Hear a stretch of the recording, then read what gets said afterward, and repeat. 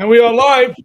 Good morning. It's Mikey and Vinnie. Michael Knight, New York, Vinnie, on your Patuta or your stream or your data, wherever the heck we might be. We're somewhere in there. Good morning, Michael Knight. Good morning, Vinnie. It's a miraculous Monday, Wednesday. It's Wednesday, Michael. It's a wacky Wednesday. It's a morose Monday. That's history. Let's move on to Wednesday. And if it's not wacky, then we apologize. It should be, the wackiness should be implied. And the full rollout of the wackiness will be known as you watch the headlines develop through the day. I wanted to start the show with something that crossed my television screen this weekend and has not been repeated by anybody. It was on CNN, and they were showing the aerial pictures of the original nuclear site, the one that was supposed to be obliterated. You remember those days when we obliterated it? And it was a aerial shot taken that day of the nuclear site, and it was pristine. It was untouched. It was not obliterated. It was not hit at all. We had, at that time, 2 days ago, perhaps hit 1,000 sites throughout the nation of Iran. And the remarkable thing was, Vinnie, the site that was the cause of all this problem, the site where the uranium was being enriched for use in bombs, was untouched. It had not been bombed. It had not been destroyed, not been obliterated. It was absolutely intact, all of it. And the fact that it had been purposely passed over during the bombing and the first round of hitting all the sites, where we killed the top leaders, where we degraded their ability to launch missiles or drones. They had, as of 2 days ago, not hit that site where the enrichment and the technical aspects of their nuclear program were conducted. And I found this to be absolutely chilling, because that means that the reason, the theory, the excuse for this war had been a lie from the beginning. And the United States had purposely set aside that target for some reason that we're not aware of. And if you mix that concept with the fact that Kash Patel is firing all the FBI Iran experts, all the people who have worked on that account and in that field of expertise, while being dismissed, it gives me the willies to think that we're purposely putting ourselves at risk, and that we are intentionally not bombing the site that is so important to us. What the hell is going on? Why wasn't that story repeated? Why didn't CNN ever do that story for the second time? Why didn't MSNBC and ABC and all the other networks come to the conclusion that the bombing that had been so important to us did not include the very site that we were the most worried about, and the expertise that we had to defend ourselves against the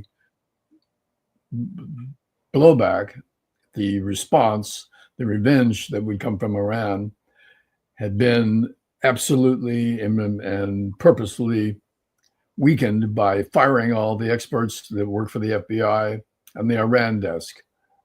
I found the two stories to be intertwined. And if you remember when Donald Trump got elected and the Russia thing was going on, we said, have we elected a president that is an agent for the Russian Federation, for the oligarchs, for Putin? Have we taken a deep dive into a sleeper cell and put a president in the Oval Office who was actually working for the enemy. And it crossed my mind again when those two facts came to focus in my mind: firing the FBI experts and not bombing the one site that you would think we would have hit first. Well, so I put it to you and I leave it to you. What the hell is going on, and why are those two events stuck in my mind?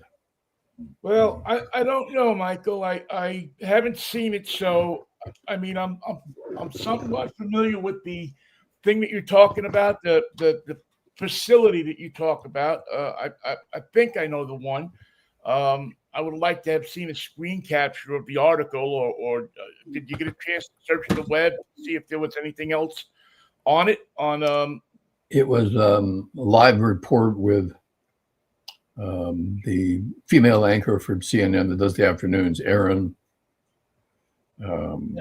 Frederica? Not Oh no, Frederica. Erin, yeah, I know who you're talking the one that's on site now.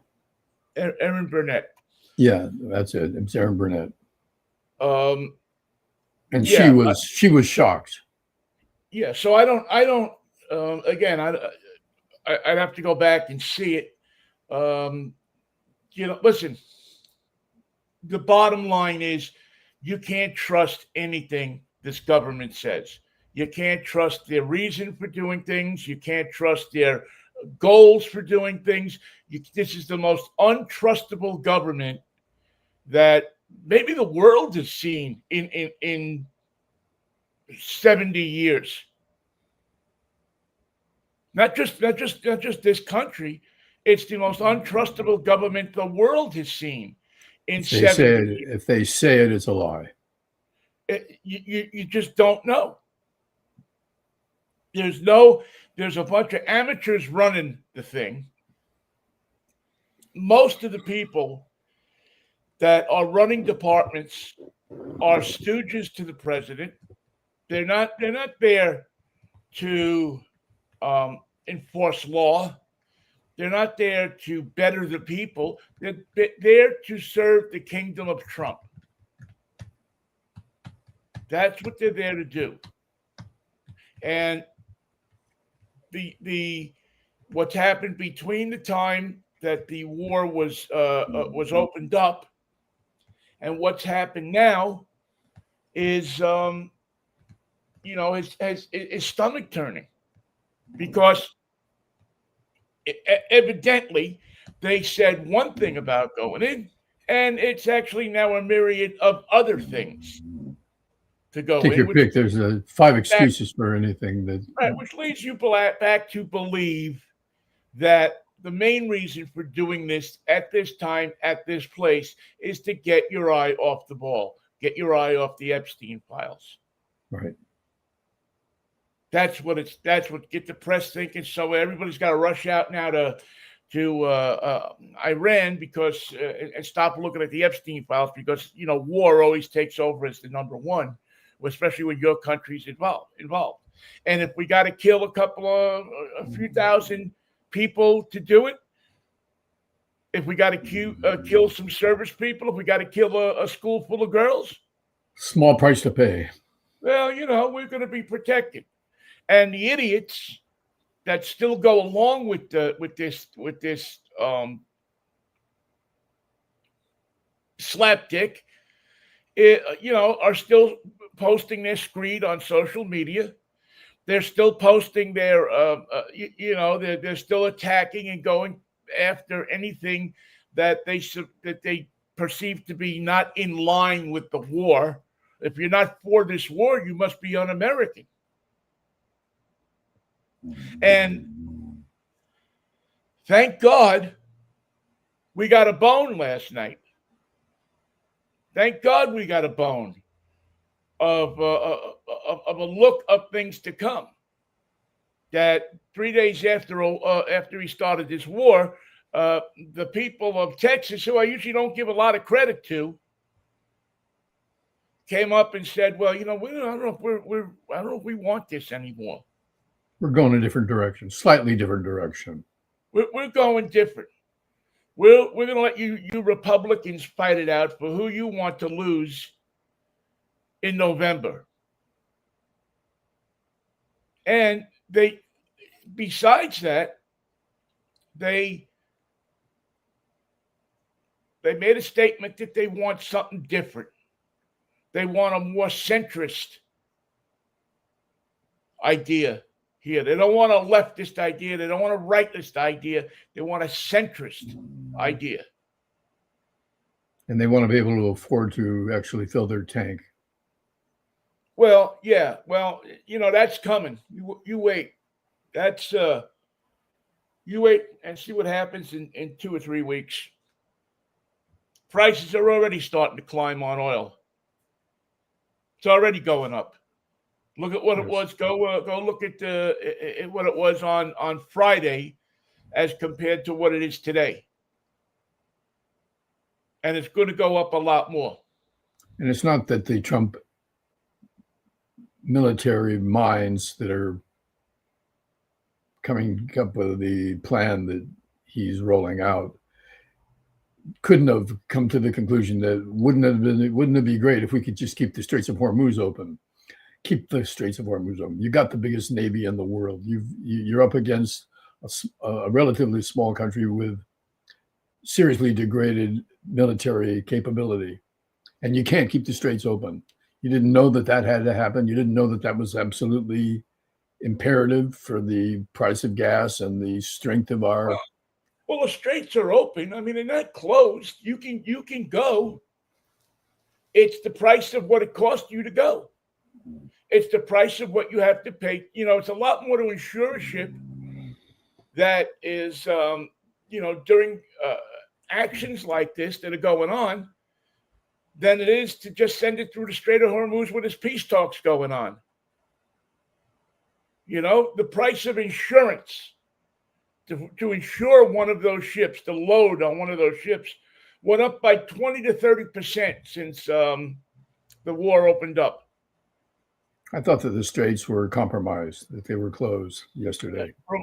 As of yesterday, according to the shipping channels that I watch, they're open. You can go through now. Whether you have ships that want to go through is another story. Whether you can find a captain and a crew that is saying, "Well, yeah, we'll take it through," that's another story. But ships are getting through. They're not. There's been no official announcement that or any kind of even military action to indicate that they're closed. It's just the shipping companies are. Wait a second. We're not going to send a ship out of port without insurance, and the insurance is becoming extremely prohibitive to buy. No doubt about that. So now you can't get out. And if you can get out, it's going to cost you 20 to 30% more on top of what you're probably going to tack on it, because you have to go through all the trouble of doing this. So it's a quagmire that didn't exist on Thursday. Now, should there not have been, if you were going to topple this administration and you were going in because of the reasons of saying, well, we want to topple this administration. Well, shouldn't you have a plan in place to replace them? They didn't even have going to go into the leadership. You would think that there'd be some planning, but militarily they weren't planning past 2 days. Strategically, they had no way to get the Americans out. They weren't sending planes for them. They had made no preparations for the 500,000 American lives that are living in the coastal states.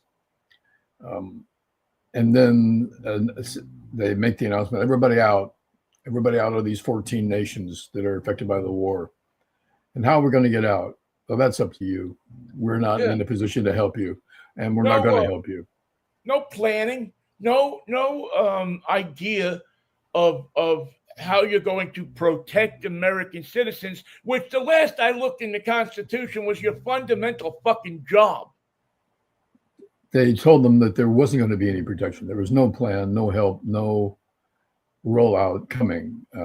Just take the train or take a plane. Just get out. You knew the problem here, and we can't help you. None of the airlines are going to go there. We're not here to help you. None of the airlines want to fly into go anywhere near that place. They don't want to lose planes.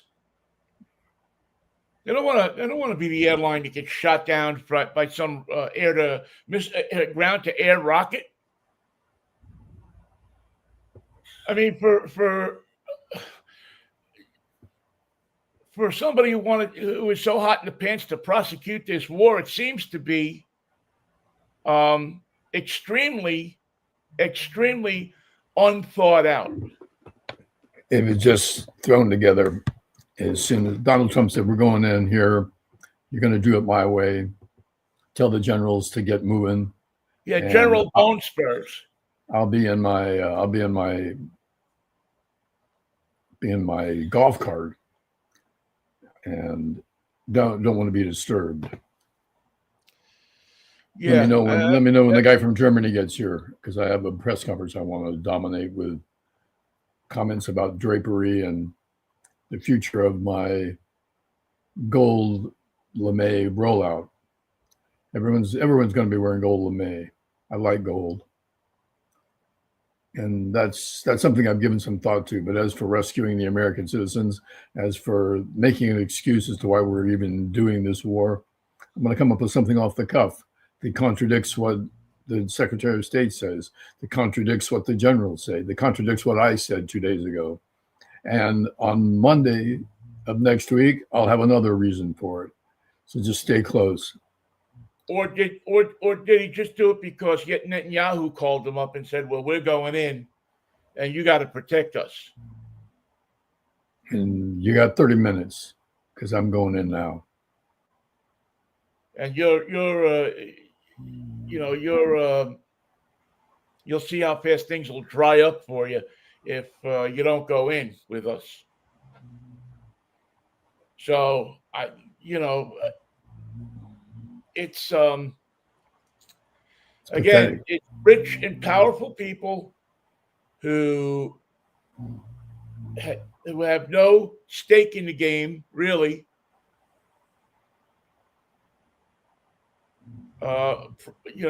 Starting a war that they don't know how they're going to finish.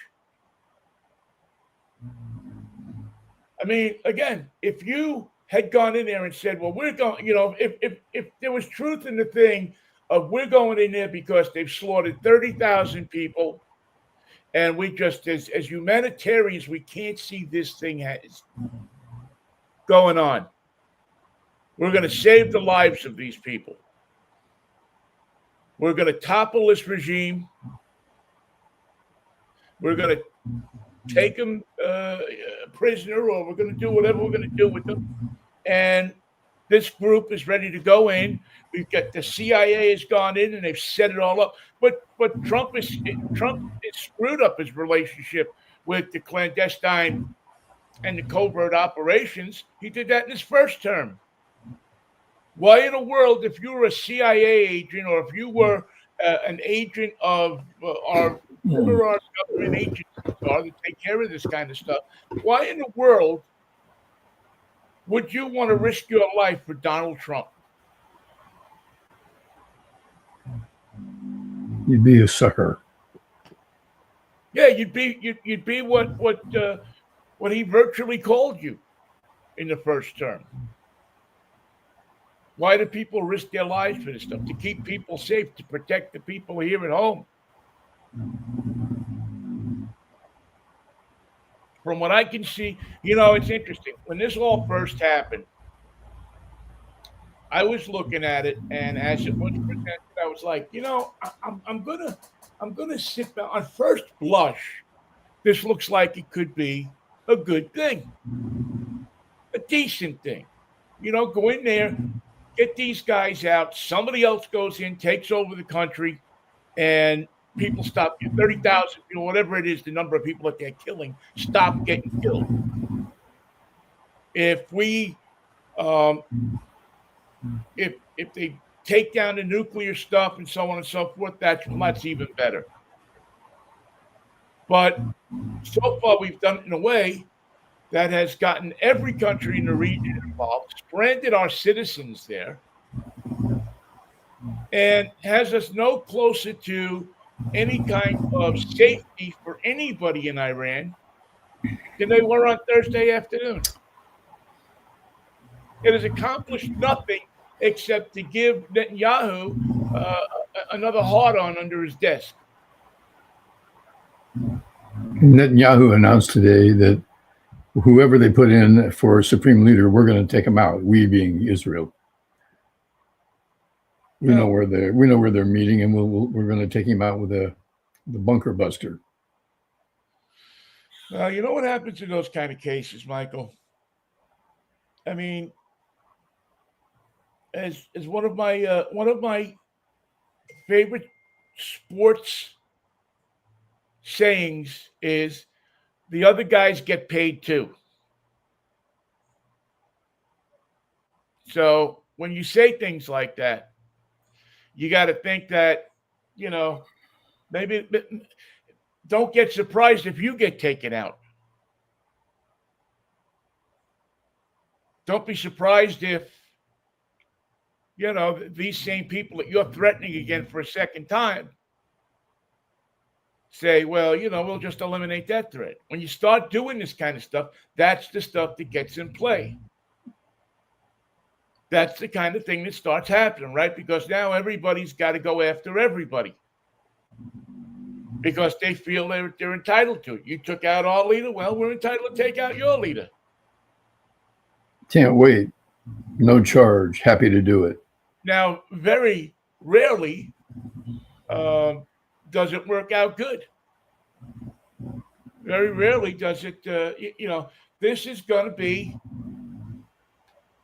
I think, is turning into something. It's going to be a long, involved situation that's going to get us back deeper involved in the crap that's going on in the Middle East. And if you were voted for Donald Trump because you didn't want, you were sick of us getting involved in other places, well, he's toppled two regimes in a year and change that he's been president.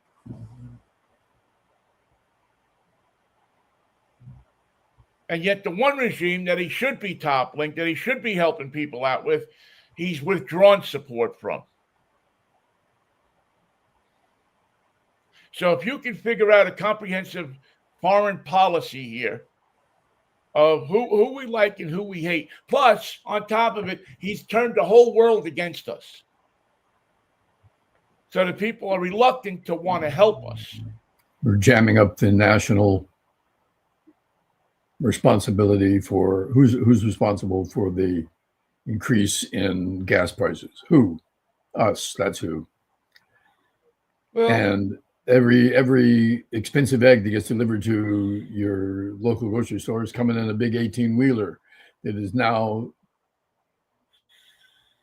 twice as expensive to gas up to deliver those eggs. Everything that you can imagine is interlinked and dovetailed right back to Trump's desk. The economic problems, the security problems, the political danger that the nation is in, and all our one-time allies are now enjoying. It's all laid at Trump's desk. The arbitrary nature of his entry into this war, the ill-preparedness of it, the fact that there's nobody really in charge, that Pete Hegseth and Kash Patel and Donald Trump are each one more incompetent and ill-suited for this responsibility than the next. These are unserious, dangerously. They're idiots. There is no one that I look at that I say, boy, this is a this is somebody who I feel comfortable, confident running the country. And protecting us Tom from all the Holman, danger. I have more confidence in Tom Holman than I have in almost anybody else that's involved in this thing. And I got no confidence in him. He's a guy taking money in paper bags. It's an empty suit. He's not responsible for anything that he thinks he's actually. Well, I don't know about that. I think he is responsible, but he's not who I would be choosing to run things. How Kristi Noem is ahead of him on the pecking order in the Department of Homeland Security is beyond me. They have a bimbo like this in charge of our security. A liar. An absolute liar. And she's not a particularly convincing liar. No, not at all. Her ability under fire is next to zero. So, I don't know, Michael. It's a mess. It's going to continue to be a mess for a while, and I just fear that this weekend we will see troops going into Iran. That we will see what very possibly could be the start of a world war. With a bunch of people who have no fear of dying. If you love the kamikazes in World War II, you're going to swoon over the Iranians. That you don't have, the whole country isn't with this guy, or that group of guys that are left. They look about as divided as we are. They haven't given us any sort of a readout of who is pulling the triggers, who is organizing the response, who is launching the drones, who's launching the missiles, where is their command and control, who's in charge. Is this being done on the basis where they invent it every day? They just shoot what they've got. They must have targets. They must have some way of organizing where their drones are going. They're hitting our embassies. They're hitting our CIA stations. They know where they are. We're not defending ourselves. It's an insane picture of disorganization and potential for wider strife. And I don't know how else to put it except to say that we don't seem to be in control of our own efforts.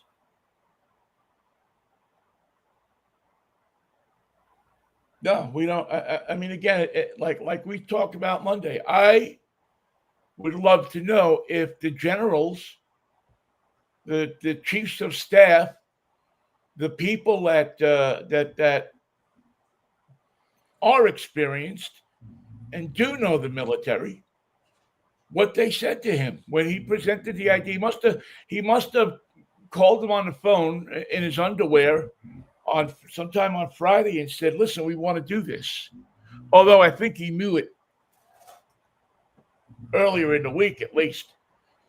He knew it when he was doing the State of the Union address. He knew he was going to do it. But his soldiers, his generals that made the plans, that followed up the orders, that put everything in place, they didn't ever mention that, hey, we're only half ready here. We don't have a rescue mission for the citizens that are we don't know what they said. Jammed up. We don't have a full rollout of our military response if anybody wants to fire back at us. We haven't protected our embassies. We haven't staffed our CIA stations and our other bases that are vulnerable. Give us 2 weeks to get that in place so that we can say that we're prepared for a counterattack. But give us 2 days to send some jets in there and get as many people as we can. I mean, don't they have the phone numbers of every citizen, American citizen that's over there?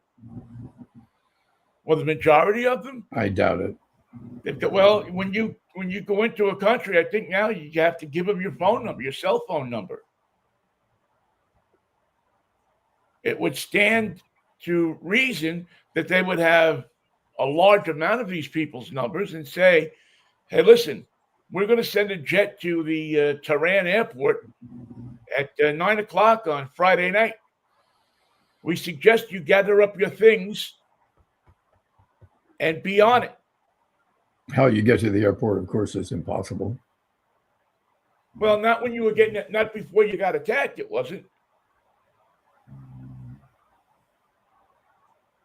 If you How can they be so? How can the generals be so ill prepared? How can they be so unorganized? How can they be so remarkably ill prepared and pretend that that it was all right? To pretend that none of these details were going to matter, that it was going to be over in 24 hours. We're going to bomb them. It's going to be over, and it's going to be so clean and quick you won't believe it. Well, that's why it makes it hard for me to believe that the generals gave this thing the green light. It makes it hard for me to believe it. Now, they didn't appear to have an alternative or an opinion that would slow down Trump's rollout or a counter to the Israeli position. Don't do this now. We can't come with you right now. We're not ready. Our people are exposed. Our bases aren't protected. Our assets are targets now. We can't you'll wait go. 2 weeks or we won't be with you. Right. You go in by yourself. We're not ready.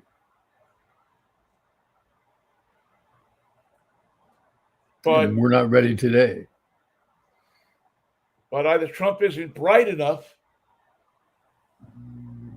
or doesn't care enough. Or the third alternative is he seriously believed that this was going to be a one-day operation, in which case he's unfit to be president. Well, you know how his experience with stopping wars is so extensive. He stopped 8 of them. Yeah. We weren't aware of it at the time, but apparently he was working in a war-stopping mode. He was in the mood to stop wars, and he stopped so many of them that now he wanted to start one. Yeah, it starts me to believe that the only reason he stopped the other 8 wars is so that everybody would see his war. That's what a fucking egotist he is.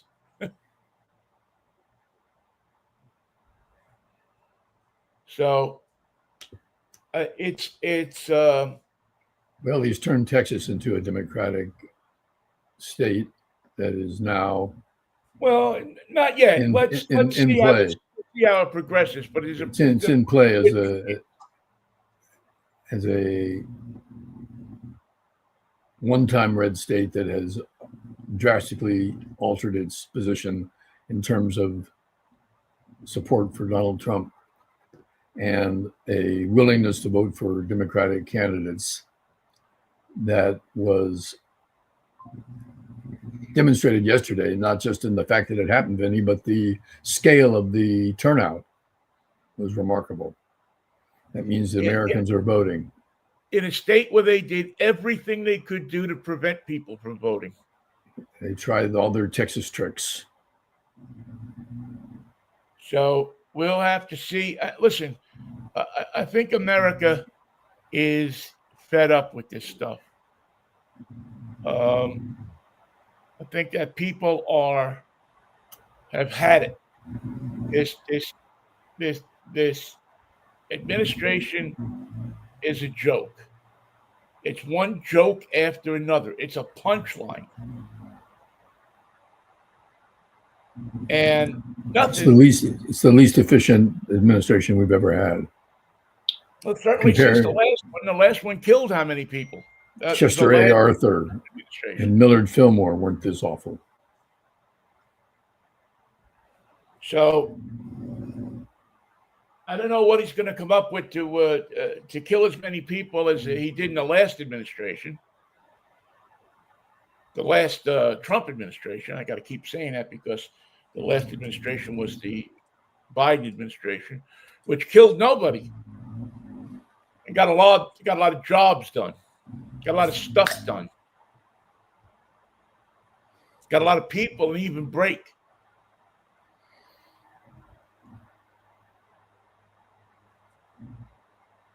But you listen to you listen to the screed that many of the Republicans. It was interesting. I don't know if you saw Lindsey Graham's remarks. I did. About this being avengement for. Is that a word? Avengement. Yeah. This is avengement for 1982 or 83 when all the soldiers were killed over there in the barracks. I didn't realize that was what this was about. That hasn't been articulated. And Lindsey is a bit of a mess these past couple of days. He and John Fetterman are on the far edges of reality, and it's comfortable for them, but it's very uncomfortable to watch the panic in their eyes as they come up with their justifications of what's going on. Well, Fetterman's a little whacked out. What's Lindsey Graham's excuse? He too is untethered from reality.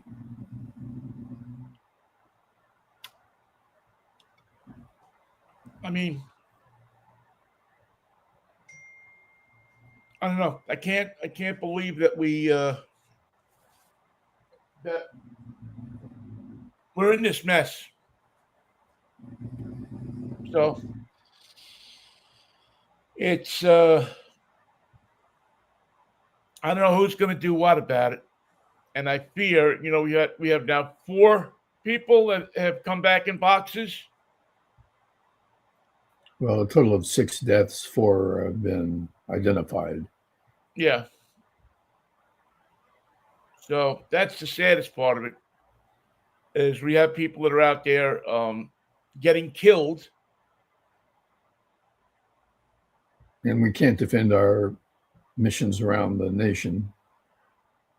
Another thing that is an illustration of the incompetency of the Trump administration. They don't have ambassadors to all these countries. They just haven't appointed them. They couldn't get anyone to do it. They didn't have anyone with experience. They didn't have people who wanted the job. They didn't have anybody who could take over a desperate and dangerous mission like running the embassy in Baghdad or in Kuwait City or in Abu Dhabi or anywhere else in the area where that's now under fire. And they weren't prepared for the fact that the Iranians were going to start firing at the neighboring states around them that had cooperated previously with the United States to the extent that they allowed bases to be open there. And now we're stating that we want nothing to do with the nation of Spain because Spain wouldn't let us use bases that they had in Spain that we had involved ourselves in this war, and they wanted no part of it. The UK, same thing. We're making lists of previous alignments that we had, important relationships throughout Europe, and just whacking them off. One, just as if you're and taking a hatchet to the relationship. Spain, we want nothing to do with you. No more trade. No, there's no tariff you can pay that'll open up the relationship once again. And the United Kingdom, our oldest and most reliable ally, Trump decides that he's through with them too. He's angry with them, that he's personally affronted and is going to do something about it in terms of tariffs and future relationships. We haven't got an ally on the planet except for Israel, and Israel tells us what to do. Well, again, would you want to go to bat for the United States if you were treated like you have been by the President of the United States. Would that make would you feel like you could say, okay, we really want to be in a position to partner up with the United States when you don't know what partnering up with the United States means anymore? And if you do get a clarification, it won't last 20 minutes before Trump contradicts it. I mean, I don't know how you partner up with that. How do you say to the people you're responsible for, to governments that take care of their people, that we want to get into a partnership with this country? It's a good idea. They read the papers too over there. They know what's going on. Play ball with us. We can double your gas prices, double your egg prices, double your steak and chicken prices. We can make the economic picture of your entire nation vulnerable and creaky and falling apart. We'll put you in a position where you can't defend your decisions to the people that elected you. We'll put you in a weakened position politically, a weakened position economically, a weakened position militarily. And that'll be our gift to you for partnering with us. We can make you as incompetent and as useless as we are in an overnight package of incompetence and ridiculous statements and ill-defined plans and invasion plans and rollout that cannot be defended and cannot be executed, cannot be rolled out. You can't follow our plans and be successful. Do it the American way, the off-the-cuff way, the indefensible way, the useless way. It's god-awful. It's pathetic. I don't know how in the world. I just, you got to wait and see. There's nothing else we can really do about it. It's out of our hands. We had the chance to keep it in our hands, and a year ago in November, and the people of this country said that this is what we want. And this is who we want. This is how we want it. And this is why we want it. They bought the biggest snake oil salesman in the history of this country and his traveling fucking roadshow. And there's still people that buy into it today. Don't go on your Facebook because it'll make you sick how many people you see on that Facebook feed who'll stand up for and defend him. But I'll tell you what, it's a lot less than it was. Now, maybe that's because of me and the fact that I've just, over the past year or so, certainly since the election, have just withered away a bunch of people and said, if you're a Trump apologist, I really don't want to see you. I don't want to see what you have to say. And we know what you have to say because we've heard it before, and we'll hear the exact same nonsense again. And there's no point. Save your breath. You don't have the same ideas that I have, and your ideas that you do have are so whacked out that they're immoral. They can't be defended. A child molester. You're protecting a rapist. You're advocating for someone who rapes people, who doesn't have any respect for the law. And why should anybody else have any respect for the law when he doesn't have it? He's the president. So get the fuck out of here. It's not about an exchange of ideas. If you come to the table with reasonable ideas, I'm always interested in what your exchange is. I'm always interested in what you got to say. I don't have all the great ideas. I don't know everything. But when you get to a point where you're defending this guy, you're defending the indefensible.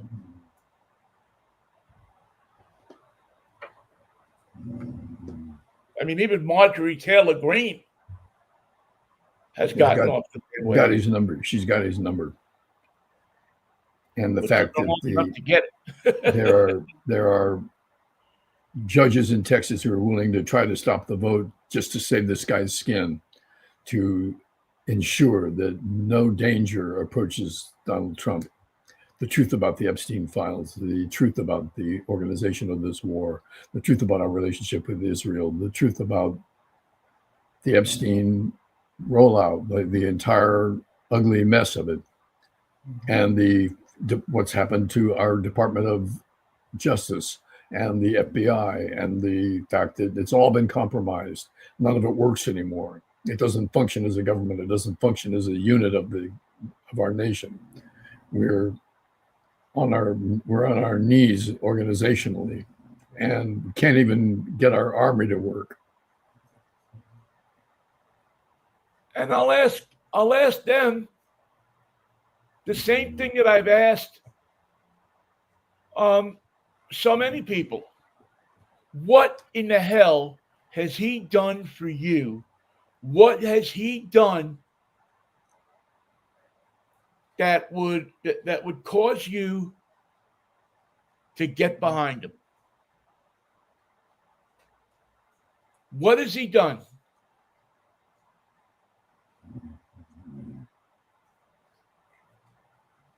That's the question. He's a man with extremely colorful lives, but no accomplishments. There's nothing he's done. What has he done?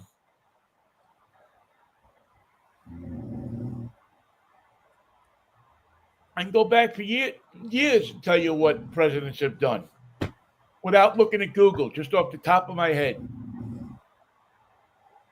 You go back to Obama, he gave us Obamacare. You go back to Clinton, to Bush, I should say, and he gave us a war, but he knew how to prosecute the war. He gave us Clinton, he gave us better prices. I don't know if the prosecution of the war was that clever, because Baghdad still doesn't work as a city at all. Because, that's another guy that probably should have been brought up on charges and knew how to lie to the people, and they got everybody else to lie with them. Iraq still doesn't work. The Green Zone is still there to protect the embassy, and now the Green Zone's been invaded and the embassy is compromised. Same thing for Kuwait City, same thing for Karachi, Pakistan, same thing for Abu Dhabi.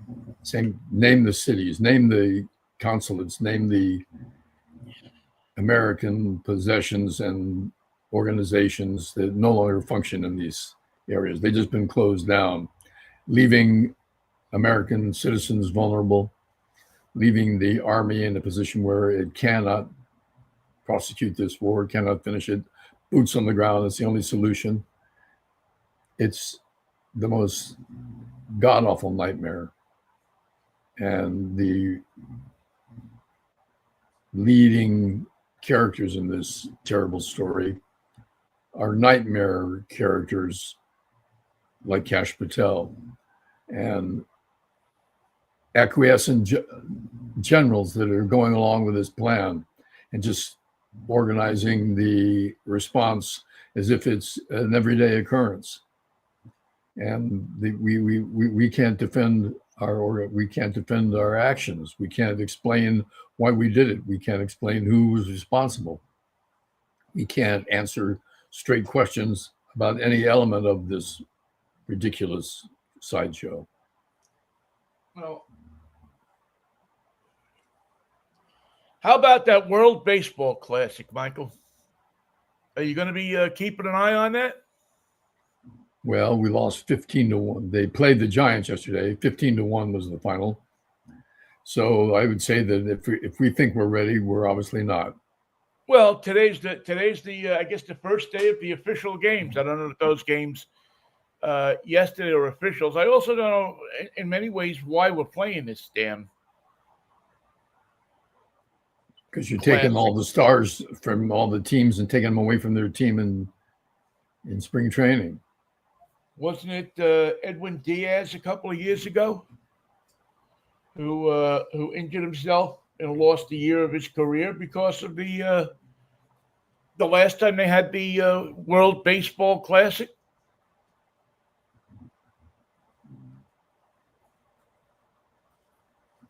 I'm just I just wonder sometimes, are people really are people going to watch this? I mean, I mean, I don't know what sense of are you going to get a sense of national pride if the United States wins this thing? Who they're going to play? Who's going to venture out and join us on the baseball field? Who's going to put together a team and play ball? Well, there's a ton of countries. I mean, they obviously got a ton of countries to play, and Venezuela going to play? I believe so. Yeah, I think I'm just looking for my MLB app, which always seems to disappear on me, and see if I can get the World Baseball Classic stuff that's going on right now.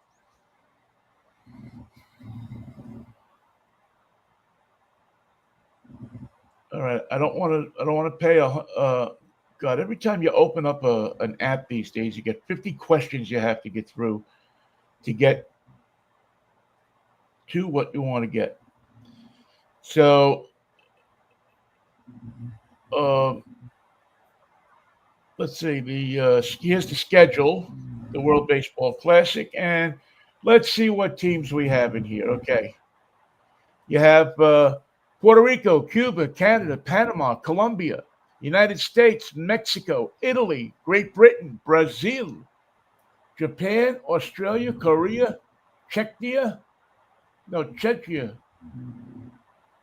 Chinese, Taipei, Venezuela, Dominican Republic, Netherlands, Israel, and Nicaragua. Watch out for that Israeli team. Nicaragua is in it. So it'll be available on Fox, FS1, FS2, Fox Deportes, the Fox Sports app, and Tubi. Will air all 47 games of the 2026 World Baseball Classic in the United States. All matchups available on Fox 1. 41 out of the 47 contests will air in Spanish. And so those are the pools. I'd have to say that my interest is right near rock bottom. Yeah, I mean, you know what? I'll kind of let's see. So today is March 4th, right? Yes. So it kicks off. It's in progress right now. Chinese Taipei versus Australia. One game, and tomorrow you got a couple of games. And are they attacking the field with drones or ballistic missiles? Well, you hope nothing happens, but if you terrorize a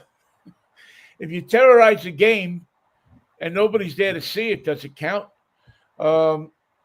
We face off with Brazil at 8:00 on March 5:00 West Coast time on Fox at 8:00 5:00 our time on March 6th, and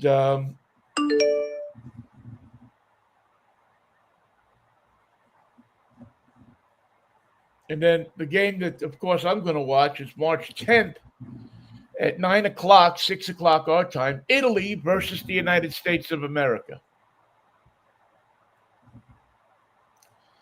Because I'm all in for the United States. I don't know how many games we wind up playing.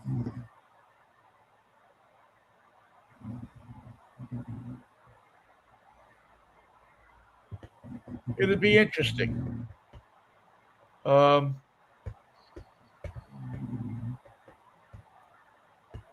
see.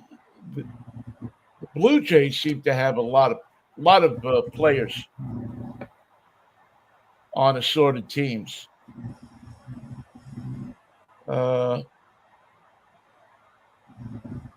Braves seem to have maybe the least.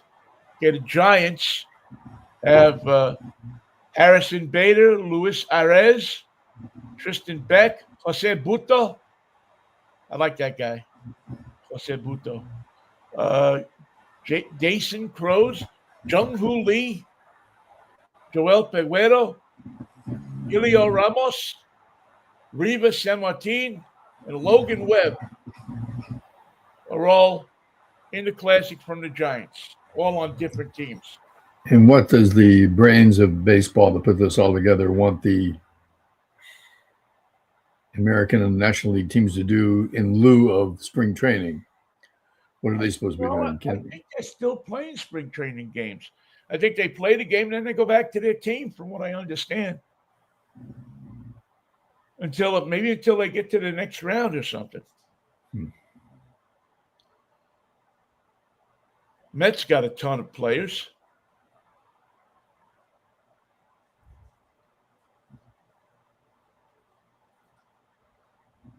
Phillies, Pirates have a lot. Every team has 10 players or so dedicated to this American team, the USA team. Seems to me that that's going to mess up spring training, something terrible.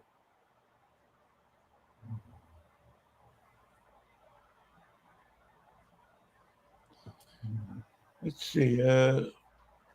Yeah. So Pool A is taking place in 4 places. San Juan, Houston, Tokyo, and Miami. So there are 4 cities that are close together.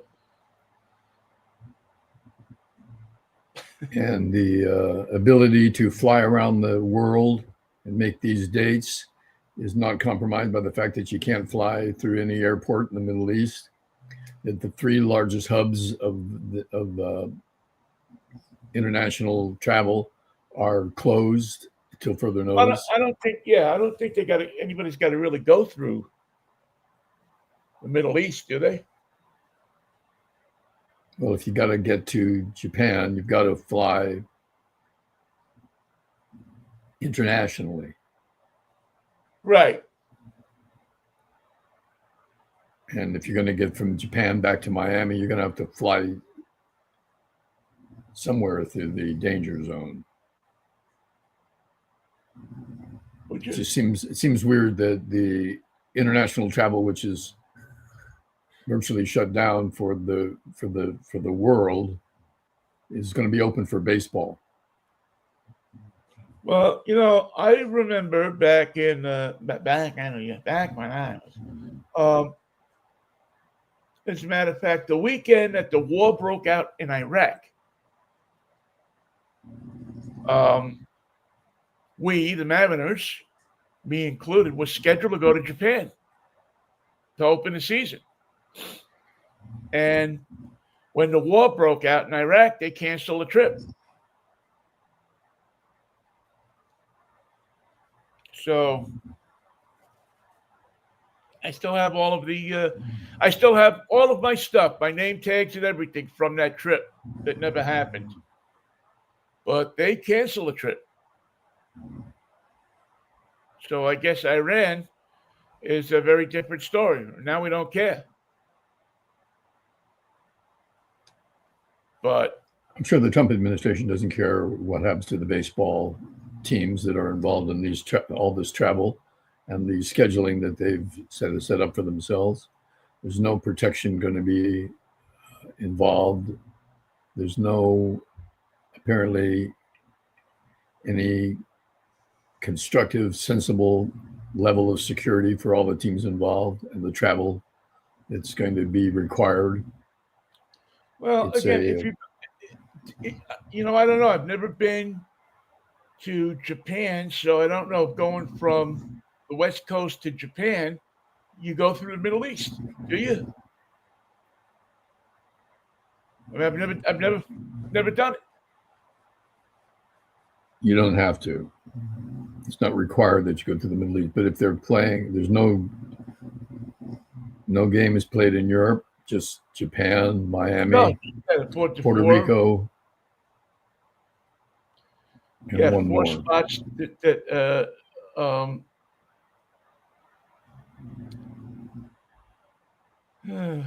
where was it? I just had it. Puerto Rico, Japan, Miami, and one other. Houston, I think it was. That's in Texas. You can get an injunction with the Supreme Court to prevent that game from happening. And if Yeah, if we spoke to the score, and yes, the spring training games are continuing while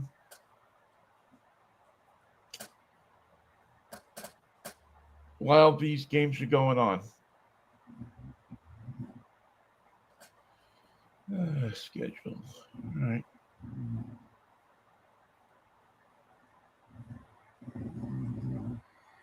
Yeah. I guess I'd have to say it's not top of mind for me right now. Yeah, I don't think that. I don't even know. I haven't seen much buzz about it on social media. So I'm sure if the United States wins, which you would think they would, but who knows? That you would you'd probably see some national pride stuff, but I don't know. I think that it's unfortunate timing. Yeah, ill-conceived timing. It's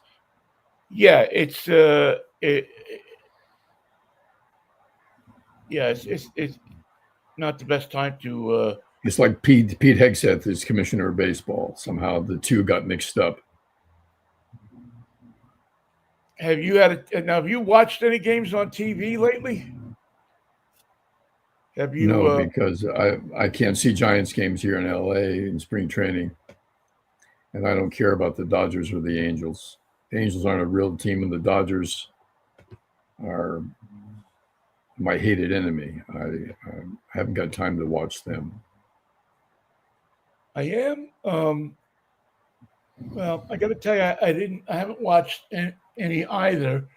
Not because I haven't been interested. I just haven't figured out how to get. For some reason, I subscribed to MLB through my cell provider last year, and we haven't gotten word yet on whether we could, because the whole deal is new. With last year it was the Mariners controlling things. Now they've sent all the control to Major League Baseball, so it would actually be ESPN and producing the shows, producing the games, just the regular season games. And they haven't told us yet, T-Mobile, if we're going to get free MLB TV again this year, which we've gotten, which makes makes it worth being on T-Mobile, because you get they always stream those games for free. Although I shouldn't be surprised that Major League Baseball is not ready for the season. Well, I don't think it's. I looked back, and they do announce it late. I guess they don't want to, because all the people subscribe to T-Mobile probably are like me, and they're not buying the MLB package until we know whether we're going to have MLB as part of our cell phone package. So but what appears to happen is that you get not cheated out, because you could certainly buy it, but you don't get to see a lot of the spring training games. There's practically no games that are going to be on air TV.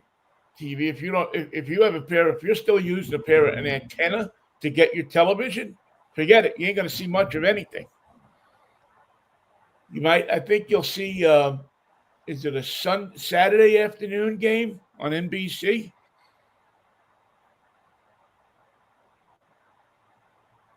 Yeah, I think it might be a Saturday or a Sunday afternoon game on NBC, and that's about it.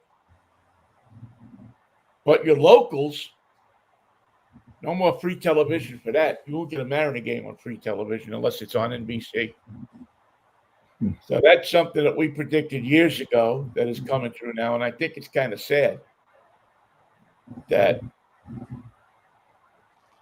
you don't have baseball on free TV anymore. I mean, not for me, because, I'm a sucker. I'll buy it probably no matter what. But people that, kids that, they want to get interested in the game, that old tradition of sitting there and watching the game with your dad or your mom, or that's gone by the wayside. If your grandson wants to come over to your house and watch the game with you, Michael, you better pony up some money.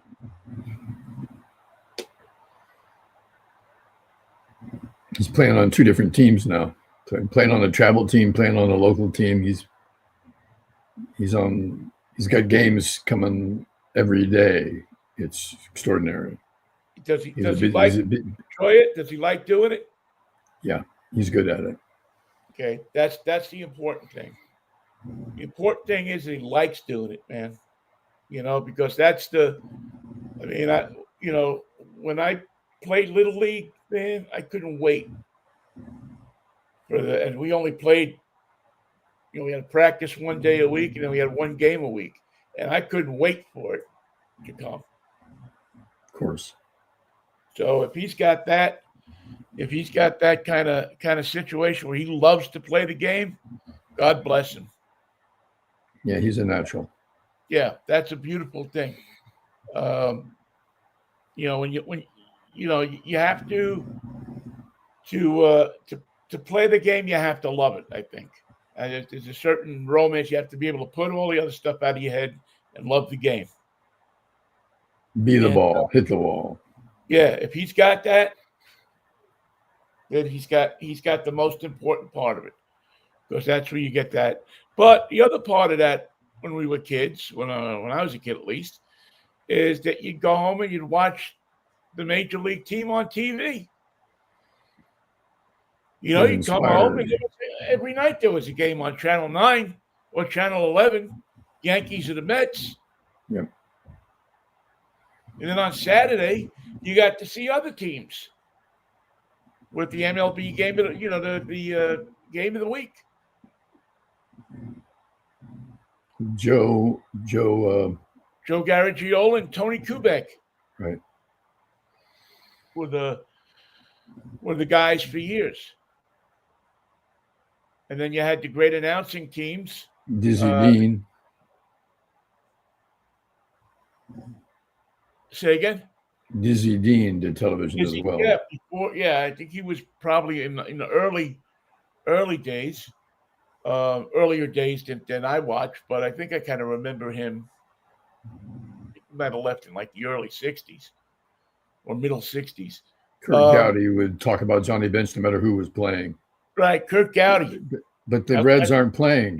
Johnny Bench is not here today. Still, Kurt Gowdy would go on about Johnny Bench. I can't tell you how many flip-flops I threw at the television every time he would start with his Johnny Bench nonsense. You like Johnny Bench? I didn't care for Johnny Bench. I didn't care for the Reds, and I didn't care for the fact that you're talking about players that aren't even on the field. Get your act together. I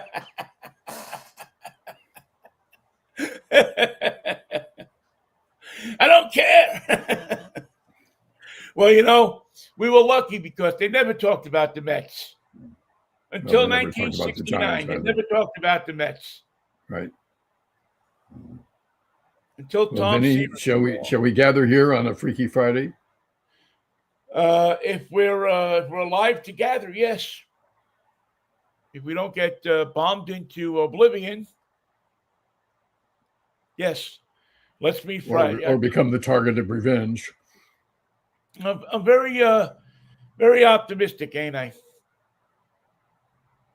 It's good to take these things into consideration because our administration is not caring enough about the situation to imagine what downside there is to this existence that we have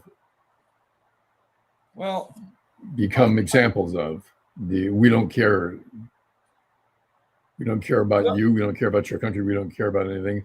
Wait till we cut you off like we did Spain and the United Kingdom. Just a matter of time before you cross us and Donald Trump takes his revenge. No, that's what his administration is about. It's about revenge. It has been. We knew that when he was elected. We warned people against it, that this administration would be about revenge. And what have I always said about revenge, Michael? It gets you in trouble.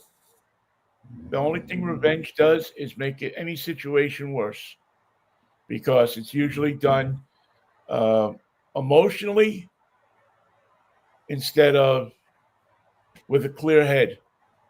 And when you do things emotionally, it usually doesn't work out good. All right, Michael, I will see you on Friday if the Lord's will and the creek don't rise. Until I would say that the creek is experiencing some elements that made me think it's rising. Yeah, we got the creek rising here too. We got rain coming down like crazy all of a sudden. All right, see you on Friday, pal. Okay, Vin, be safe. All right, take care. Thank you all for listening too. We will see you, as we said, on Friday morning.